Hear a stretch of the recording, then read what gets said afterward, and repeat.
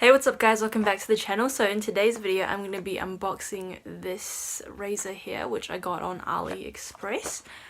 So I ordered this about 3 weeks ago and it just came, which isn't bad for Aliexpress, it's pretty normal.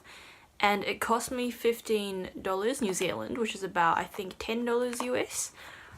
So yeah, it came in like a bubble wrapped packaging, which was pretty nice, and here it is. Looking from the box, it looks pretty professional. Like, this was better than what I expected, because I thought it was just going to be like a cheap razor. I mean, I actually haven't used it, so I don't know, but yeah, from the packaging it looks pretty good. So it's just got the logo there and it says it's dedicated, blah, blah, blah, whatever, quality shaving, I don't know. So this is what the box looks like. It says you pull it out here. So just like that. Looks like this. Looks pretty nice, I'd have to say.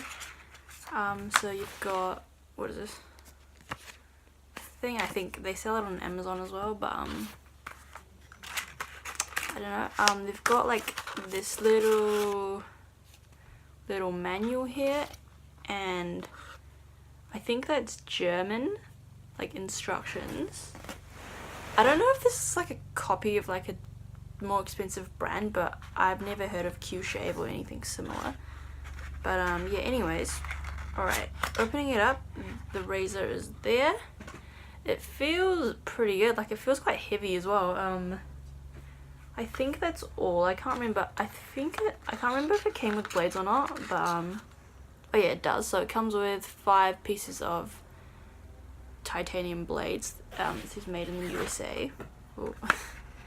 And this little brush as well, which I don't think I'm gonna use, but it's there.